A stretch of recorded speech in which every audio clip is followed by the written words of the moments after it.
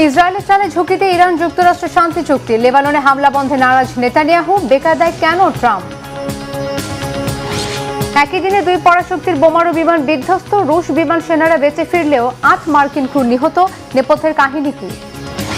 ভারতে ককরোচ জনতা পার্টির প্রধান অভিজিৎকে মারধরের ভিডিও ভাইরাল, কেন এত আক্রোশ, সন্দেহের তীর কোন দিকে? আসসালামু আলাইকুম, দেখছিলেন Bangla vision world news headline. এবারে বিস্তারিত।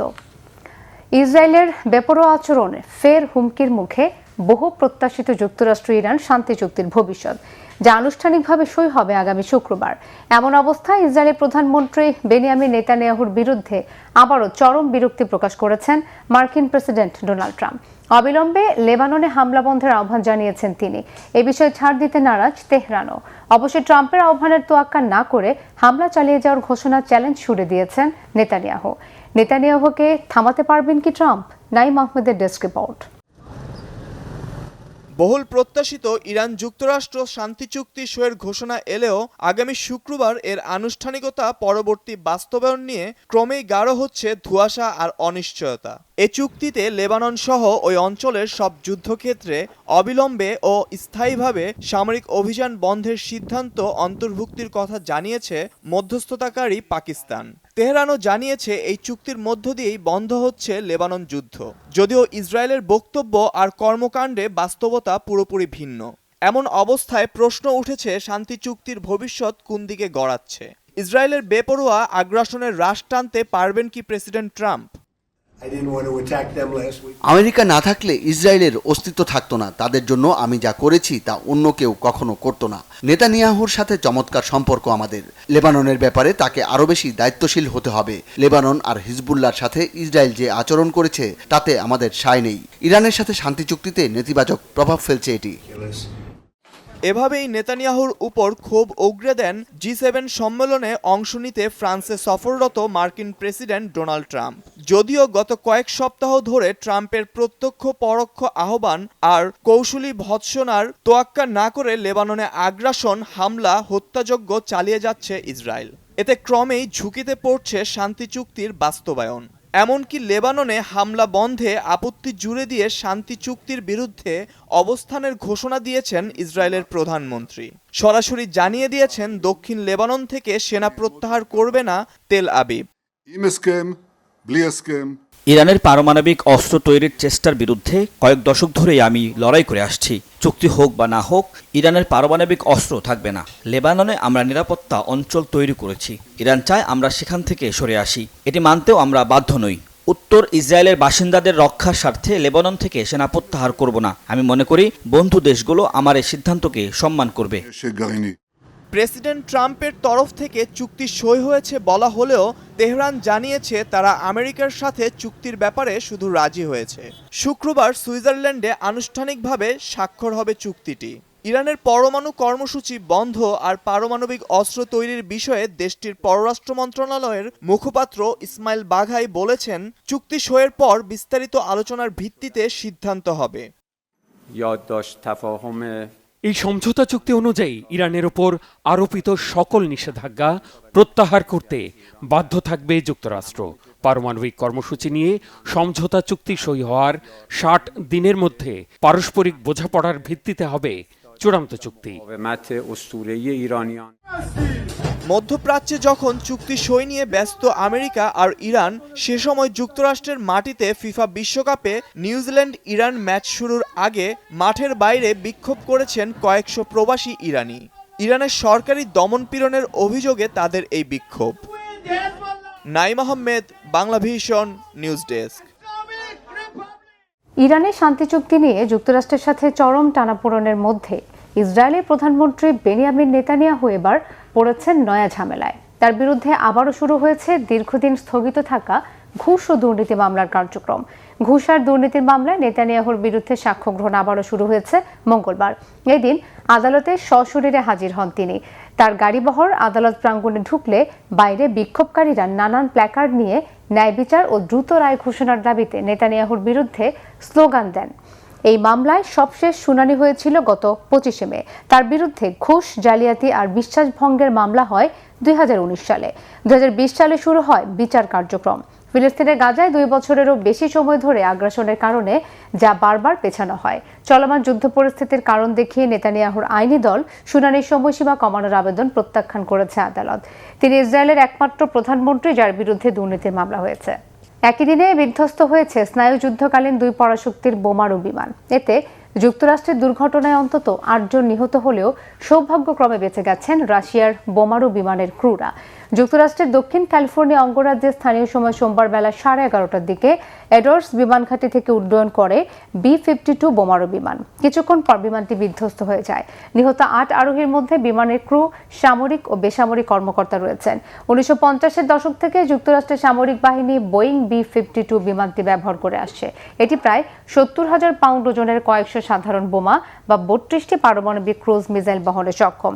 একই দিন রাশিয়ার সাইবেরিয়ায় বিধ্বস্ত হওয়া Tu-22 M3 মডেলের বোমারু বিমানটি প্রশিক্ষণ কার্যক্রমে ছিল বলে জানিয়েছে দেশটির প্রতিরক্ষা মন্ত্রণালয়। বিমানের ক্রুরা দুর্ঘটনার আগ মুহূর্তে প্যারাসুট নিয়ে বিমান থেকে বের হয়ে জীবন বাঁচান। বিমানটি অঙ্গারা নদী তীরের কাছাকাছি ঘন বনাঞ্চলে পড়ে বিস্ফোরিত হয়। বোমা বর্ষণ, টর্পেডো নিক্ষেপ, ক্রুজ মিসাইল হামলা, এমনকি পারমাণবিক বোমা হামলার মতো অভিযানের জন্য এই যুদ্ধ বিমানের ডিজাইন করা হয়েছিল। এবার শারীরিক লাঞ্ছনা আর মারধরের শিকার হলেন ভারতের আলোড়নতোলা ককরোচ জনতা পার্টির প্রধান অভিজিৎ দীপক। বিজেপি সরকারের একচেটিয়া রাজত্বের চ্যালেঞ্জ ছুড়ে দিয়ে আলোচনায় আসা এই তরুণ নেতার সাথে অপ্রীতিকর ঘটনাটি হয়েছে রাজস্থানের জয়পুরে এক বিক্ষোভ কর্মসূচিতে। তাকে অনবরত চড় মারা আর মারধরের ভিডিও ভাইরাল হয়েছে সামাজিক মাধ্যমে। অভিজিতের প্রতি কেন এত আক্রোশ? ধরা পড়েছে কি হামলাকারীরা? বিস্তারিত মির ফজলি রাব্বি ডেস্ক রিপোর্টে। আন্দোলনে অহিংসার কথা বারবার জোর দিয়ে বললেও এবার নিজেই চরম সহিংসতার শিকার হলেন ককরোচ জনতা পার্টির প্রতিষ্ঠাতা অভিজিৎ দীপক। এক বিক্ষোভ কর্মসূচিতে আকস্মিক হামলার মুখে পড়লেন এই রাজনৈতিক নেতা। 15 জুন রাজস্থানের জয়পুরে এক বিক্ষোভে অংশ নিয়ে নিজেই সহিংসতার শিকার হয়েছেন তিনি। সেখানে অন্তত 2 জন ব্যক্তি তাকে দফায় দফায় চড় থাপ্পড় মেরেছেন, যা ধরা পড়েছে ক্যামেরায়। ভারতের শিক্ষা ব্যবস্থার সাম্প্রতিক বড় কেলেঙ্কারি, প্রশ্ন ফাঁস, পরীক্ষার অনিয়ম এবং ক্রমবর্ধমান তরুণ বেকারত্বের বিরুদ্ধে দেশজুড়ে প্রতিবাদ গড়ে তুলেছে ককরোচ জনতা পার্টি। গত 6 জুন দিল্লিতে এক বিক্ষোভ সমাবেশ করে সিজেপির নেতাকর্মীরা। সেখান থেকে তারা ঘোষণা দেন 1 সপ্তাহের মধ্যে ভারতের শিক্ষামন্ত্রী ধর্মেন্দ্র প্রধান পদত্যাগ না করলে দেশজুড়ে তীব্র আন্দোলন গড়ে তোলা হবে। সেই ধারাবাহিকতায় জয়পুরের শহীদ স্মারক প্রাঙ্গণে বিক্ষোভ সমাবেশের আয়োজন করে সিজেপি। বিক্ষোভ সমাবেশে যোগ দিতে যখন অভিজিৎ দীপক পৌঁছান, তখন হাজারো সমর্থক ও তরুণ সেখানে উপস্থিত ছিলেন। সামাজিক যোগাযোগ মাধ্যমে ছড়িয়ে পড়া ভিডিওতে দেখা যায় প্রচণ্ড ভিড়ের মধ্যে সমর্থকরা যখন অভিজিৎকে কাঁধে তুলে সভাস্থল থেকে নিয়ে যাচ্ছিলেন, ঠিক তখনই ভিড়ের মধ্য থেকে 2 যুবক তার উপর চড়াও হয়। তারা আচমকা অভিজিতের গলার স্কার্ফ ধরে টান দেয় এবং তাকে লক্ষ্য করে এলোপাথারি চড়, থাপ্পড় ও মারধর শুরু করে। ঘটনার আকস্মিকতায় সেখানে তীব্র উত্তেজনা ছড়িয়ে পড়ে। অভিজিতের সমর্থকরা তৎক্ষণাৎ ওই 2 হামলাকারীকে ধরে পাল্টা মারধর করে এবং পরে পুলিশের হাতে তুলে দেয়। এই অনাকাঙ্ক্ষিত ঘটনার পর স্থানীয় পুলিশ প্রশাসন দ্রুত ব্যবস্থা নিয়েছে। পুলিশ কর্মকর্তারা জানিয়েছে, হামলার সঙ্গে জড়িত থাকার অভিযোগে ইতোমধ্যে 6 জনকে আটক করা হয়েছে। এই হামলার পেছনে তাদের আসল উদ্দেশ্য কী ছিল তা এখনও নিশ্চিত হওয়া যায়নি। তবে মারধরের শিকার হলেও অভিজিৎ তার অবস্থানে অনড় আছেন। ঘটনার পর নাগপুরে পৌঁছে সাংবাদিকদের প্রতিক্রিয়া জানান অভিজিৎ। তিনি বলেন, এই হামলা মূল ইস্যু থেকে মনোযোগ সরিয়ে দেওয়া এবং তরুণদের আওয়াজ দমানোর ব্যর্থ চেষ্টা। প্রতিবাদ শান্তিপূর্ণভাবে চালিয়ে যাওয়ার প্রতিশ্রুতি দেন তিনি। उसकी उन्हें जिम्मेदारी लेनी पड़ेगी। हम पर हमले करने की जगह, हम पर हाथ उठाने की जगह आप अपना काम ठीक से करिए, हमें ये आंदोलन करनी जरूरी है। জয়পুরের এই ঘটনার পর সামাজিক যোগাযোগ মাধ্যমে নিন্দার ঝড় উঠেছে। আবার অনেকেই এটাকে রাজনৈতিক ড্রামা বলে সমালোচনা করছেন। পূর্ব ঘোষিত কর্মসূচি অনুযায়ী 16 জুন নাগপুরে এবং 20 জুন দিল্লিতে তাদের পরবর্তী বিক্ষোভ সমাবেশ অনুষ্ঠিত হবে। মির ফজলে রাব্বি, বাংলা ভিশন। রীতি মেনে আরবি নতুন বছরের প্রথম দিন নয়া গিলাফ পড়ানো হলো পবিত্র কাবা শরীফে। গিলাফের নকশা ও কোরআনের আয়াত সূচিকর্মের মাধ্যমে ফুটিয়ে তুলতে ব্যবহার করা হয়েছে প্রায় 900 কেজি স্বর্ণ আর রূপার প্রলেপযুক্ত সুতা। 12টি ধাপে গিলাফ প্রতিস্থাপনের প্রক্রিয়া নিয়ে শহীদ আরাফাতের ডেস্ক রিপোর্ট। সৌদি আরবের মক্কায় মসজিদুল হারামে নতুন গিলাপ পরানোর এই দৃশ্যে পবিত্রতা আর আবেগঘন অনুভূতিতে আন্দোলিত হয় প্রতিটি ধর্মপ্রাণ মুসলিমের হৃদয়। গিলাপ পরানোর এই আনুষ্ঠানিকতা দীর্ঘদিন হজের মৌসুমে হলেও গত কয়েক বছর ধরে হিজরি নববর্ষের প্রথম দিন অর্থাৎ মুহররম মাসের প্রথম দিন সম্পন্ন করা হচ্ছে। সোমবারও ছিল এমনই এক বিশেষ দিন। এদিন পুরাতন গিলাপ সরিয়ে নতুন গিলাপ বা কিসওয়ায় ঢেকে দেওয়া হয় পবিত্র কাবা শরীফ।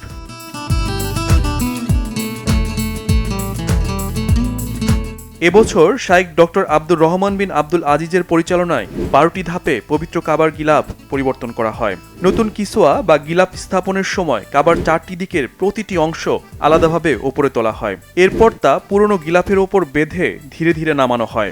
একই সঙ্গে নিচের দিক থেকে পুরনো গিলাপ সরিয়ে প্রতিস্থাপন করা হয় নতুন গিলাপ। এরপর গিলাপের বিভিন্ন পাশ ও কোণা ওপর থেকে নিচ পর্যন্ত সেলাই করে স্থায়ীভাবে সংযুক্ত করা হয়। কাবার গিলাফে মোট 53টি স্বর্ণখচিত অলংকারযুক্ত অংশ আছে।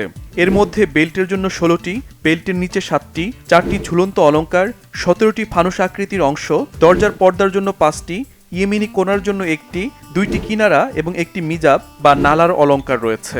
খাঁটি প্রাকৃতিক রেশম দিয়ে খুব যত্নের সাথে এই কিসওয়া তৈরি করা হয়, যেখানে নিখুঁত সূচিকর্মের মাধ্যমে সোনালী ও রূপালী প্রলেপযুক্ত সুতা দিয়ে নকশা আর কোরআনের আয়াত সূচিকর্মের মাধ্যমে ফুটিয়ে তোলা হয়। এই শিল্পকর্মে সাধারণত মোট 120 কেজি বিশুদ্ধ 22 ক্যারেট সোনা, 120 কেজি রূপা এবং প্রায় 670 কেজি বিশেষ রেশম সুতা থাকে। পুরাতন গিলাফটি অত্যন্ত সতর্কতার সাথে সংরক্ষণ করা হয়। পরে সৌদি সরকারের পক্ষ থেকে পুরাতন এই গিলাফের কাপড়টি ছোট ছোট টুকরো করে বিভিন্ন দেশের গুরুত্বপূর্ণ ব্যক্তিত্ব, মুসলিম রাষ্ট্রপ্রধান, সরকারি সংস্থা ও ইসলামিক জাদুঘরগুলোতে উপহার বা সম্মাননা হিসেবে পাঠানো হয়। Shahid Arafat, Bangla vision, news desk. এই ছিল আজকের মতো। এতক্ষণ সাথে থাকায় ধন্যবাদ সবাইকে।